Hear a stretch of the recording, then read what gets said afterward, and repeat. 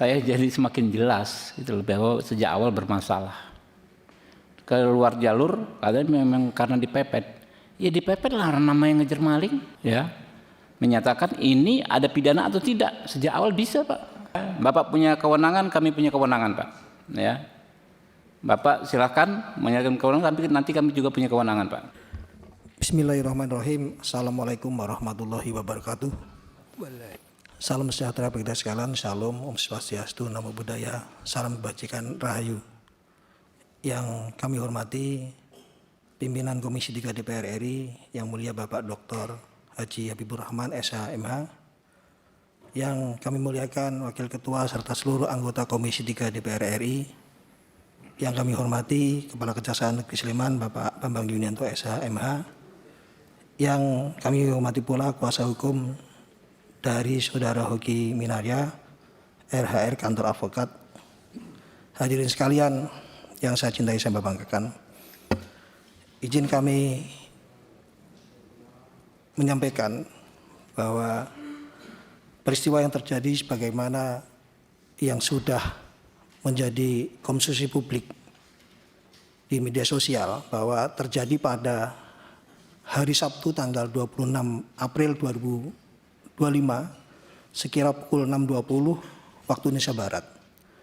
Piket Polsek Depok Timur menerima laporan telah terjadi 2 peristiwa sebagaimana yang kami tampilkan. Izin.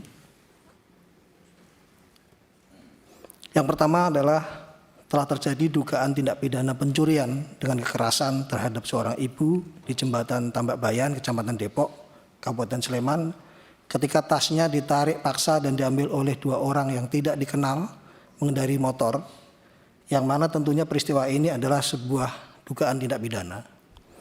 Yang kedua, telah terjadinya kecelakaan lalu lintas di Jalan Jogja Solo kilometer 8 yang menyebabkan 2 orang meninggal dunia sebagai buntut dari aksi kejar-kejaran atas peristiwa penjamretan yang kami sampaikan sebelumnya, khususnya antara motor yang dikendari oleh diduga pelaku penjamretan dengan sebuah mobil yang turut melihat peristiwa penjamretan saat melintas di sekitar TKP.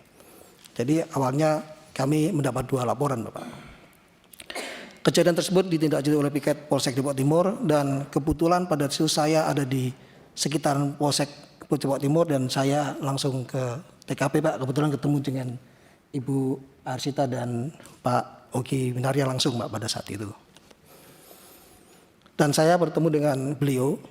Memang alangkah terkejutnya saya ketika saya mengetahui bahwa pengemudi mobil tersebut adalah suaminya sendiri yang melakukan pengejaran.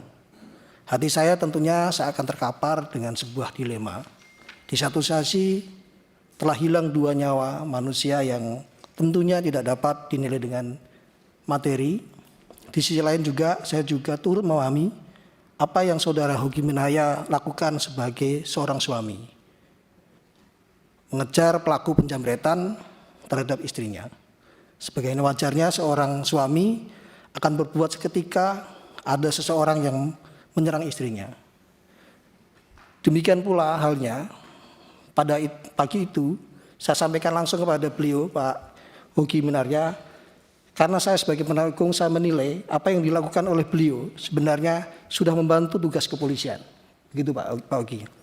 Kebetulan sama ibunya, Bapak. Saya sampaikan pula bahwa saya sebagai seorang suami juga tak luput akan melakukan hal yang sama dengannya. Untuk demikian kami yakini bahwa Bapak Hoki Minarya bahwa tidak perlu ada ketakutan, kami sampaikan pada saat itu, yang harus diterima karena kedudukan kami sebagai negara mengharuskan kami bersifat objektif dan tidak berpihak kepada siapapun.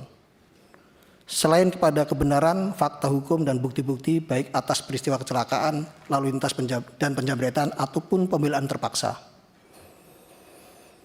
Lebihnya kami sampaikan pula kepada bahwa apabila peristiwa yang sebenarnya adalah sebagaimana Bapak Hoki Minarya sampaikan pada pagi itu, yakni hanya memepet korban. Waktu itu beliau menceritakan pada kami, dan kedua korban semata keluar dari jalur dengan sendirinya. Mungkin panik karena dikejar sehingga menabrak tembok dan meninggal dunia. Tentu hal demikian bukanlah sebuah kelalaian atau sengajaan, karena ada timbul suatu kausalitas secara langsung antara peristiwa dengan yang lainnya. Sehingga sefitrahnya ketika tidak ada kausalitas antara peristiwa satu dengan yang lainnya, tentu yang demikian bukanlah sebuah pidana.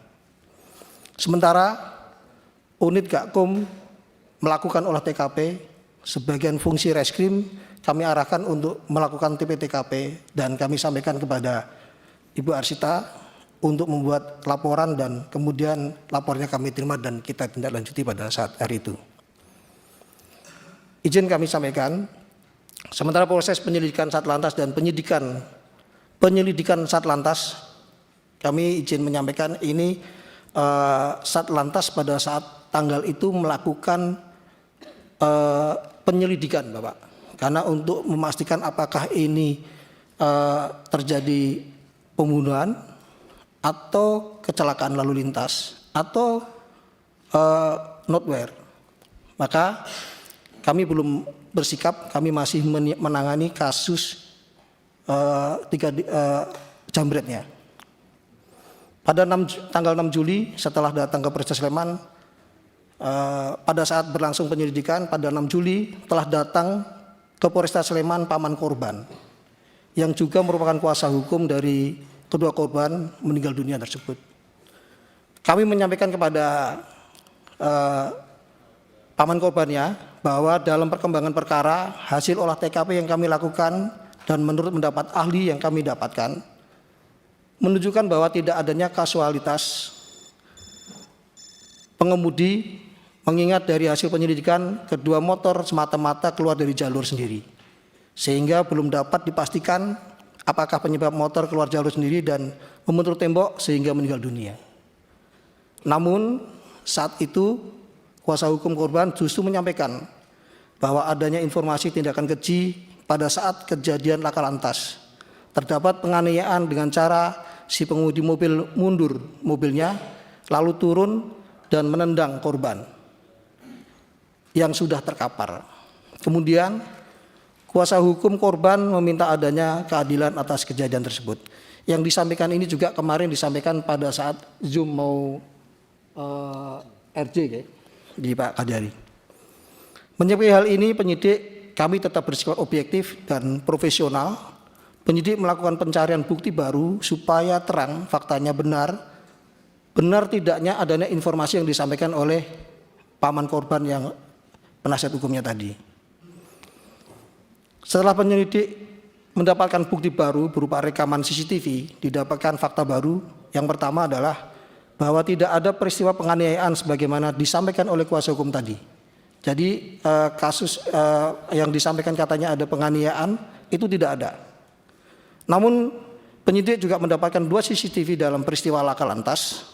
Terlihat dari 2 rekaman CCTV bahwa dari sudut depan terjadi kecelakaan, terlihat bahwa motor tidak berada di luar jalur, melainkan sudah berada di jalurnya. Namun terjadi pemepetan hingga tersinggol keluar jalur dan akhirnya ditabrak dari belakang sehingga terbang dan terpental dari motornya.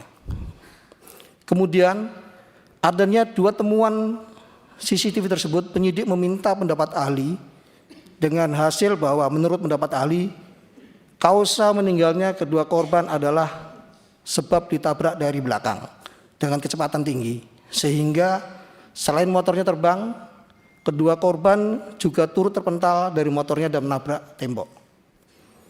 Demikian halnya merupakan sebuah hubungan kausalitas yang menyebabkan fatalitas sebagaimana dimaksud dalam rumusan delik pidana Undang-Undang Lalu Lintas Angkutan Jalan, yakni antara benturan dari belakang sebuah mobil yang dikendari secara tidak wajar dengan motor korban yang berada di dalam jalurnya. Untuk demikian, sebagaimana komitmen kami di awal, turut kami sertakan dalam konstruksi perbuatan tersebut adalah rangkaian kejadian penjambretan, agar kiranya ahli juga dapat memberikan keterangan objektif terhadap si pengemudi. Jadi semua bahan kami berikan kepada ahli. Atas hal tersebut, ahli berpendapat bahwa memang dapat diduga adanya sebuah perbuatan pembelaan diri yang melampaui batas yang dapat menjadi alasan hapusnya pidana. Meskipun demikian, harus dibuktikan terlebih dahulu rumusan delik pasal 49 ayat 1 dan atau 2 sebagaimana pembuktian rumusan delik pidana lalu lintas angkutan jalan yang disangkakan. Penyidik juga telah memeriksa saksi ahli dari Balai Pengelola Transportasi Darat kelas 2 Daerah Istimewa Yogyakarta, di mana ahli menyampaikan bahwa tindakan pengemudi mengemudikan kendaraan di jalan telah mengabaikan kaidah berlalu lintas dengan cara memepet dan mengemudikan kendaraan dengan kecepatan tinggi, sehingga dapat dikategorikan mengemudikan dengan tidak wajar. Demikian menjadi dilema yang kami rasakan, Bapak, untuk memutus suatu hal manakala kami berdiri dua kaki antara korban dan pelaku. Untuk itulah kemudian kami dudukkan betul kewenangan apa yang dimandatkan undang-undang kepada kami, yakni sebagai polisi kami hanya semata-mata mencari dan mengumpulkan bukti serta membuat terang tindak pidana, bukan memutus suatu hal atas nama keadilan yang merupakan kewenangan hakim. Dalam perundungan diri kami meyakini bahwa benar perbuatan tersebut merupakan bentuk spontanitas dari Bapak Hoki Winaya sebagai bentuk pembelaan terpaksa. Akan tetapi kami sadari betul batas kewenangan kami sebagai polisi hanya semata mengumpulkan bukti, bukan layaknya kewenangan seorang hakim yang dapat memutus berdasarkan keyakinan. Oleh karenanya, saat kami kumpulkan bukti-bukti, kami buat seterang-terangnya peristiwa tersebut tidak hanya merugikan saudara Hoki dalam perbuatan laka lantas, namun juga hal menguntungkan saudara Hoki dalam perbuatan pembelaan terpaksa. Untuk ini pula ketika kami terima permohonan tidak dilakukan penahanan dan pinjam pakai barang bukti dari pemohon oleh saudara Yogi, kami pertimbangkan adalah selagi masih batas kewenangan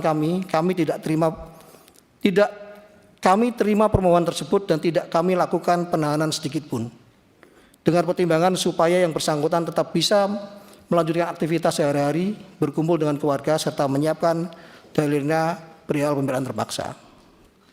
Dan dalam hal ini penyidik kami laporkan pada Bapak, saudara Hoki dan kuasa hukumnya sudah mengerti keterbatasan kami dan berkeyakinan pula proses yang kami lakukan dapat dibuktikan dalil pembelaan terpaksa tersebut di persidangan kelak.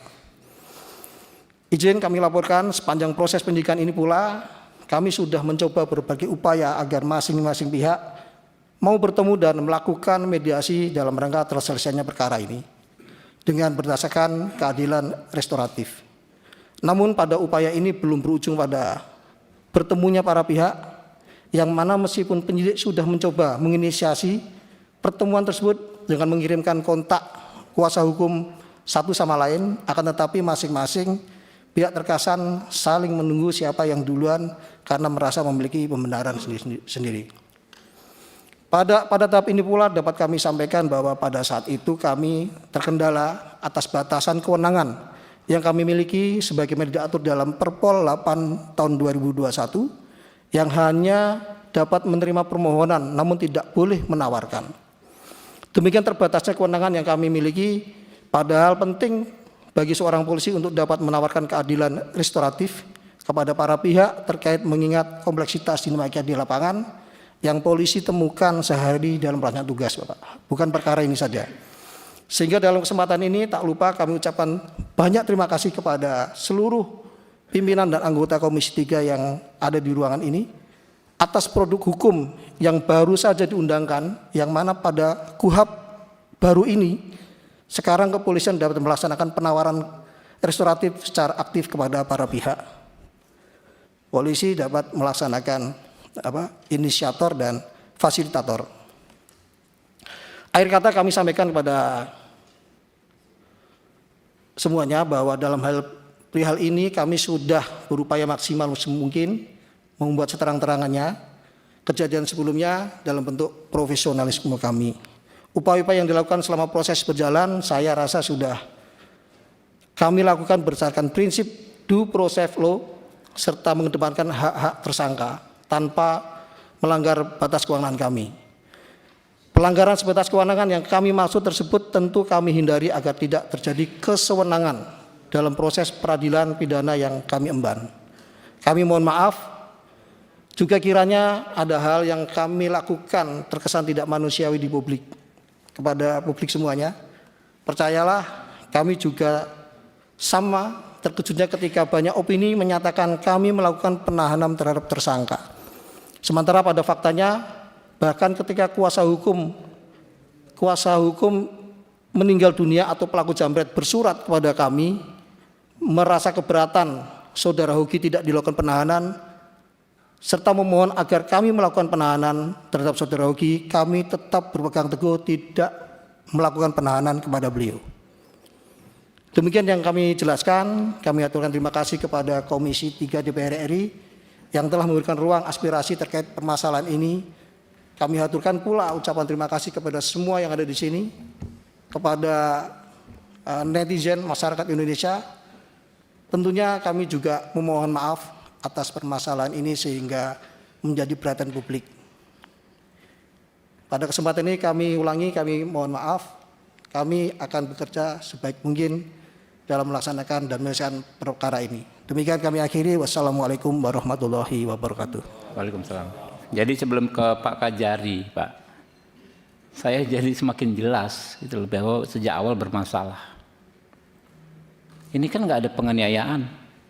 Tadi dia main tuduh, katanya ditendang nggak terbukti, keluar jalur, katanya memang karena dipepet. Ya dipepet lah namanya ngejar maling. Gimana menghentikannya? Dalam rangka menyelamatkan harta bendanya. Lalu dia akhirnya menabrak tembok gitu kan. Jadi kewenangan Bapak betul, Bapak nggak bisa memutus siapa salah siapa benar. Tapi kewenangan Bapak ya menyatakan ini ada pidana atau tidak sejak awal bisa, Pak. Ya, memang kewenangan Bapak. Tapi secara akal sehat ini bukan tindak pidana. Mestinya sejak awal begitu. Ya, nggak apa-apa Pak. Nanti dijawab ya. Tapi kami di sini Pak, ya, Bapak punya kewenangan, kami punya kewenangan Pak. Ya, Bapak silakan menyatakan kewenangan, tapi nanti kami juga punya kewenangan Pak. Silakan.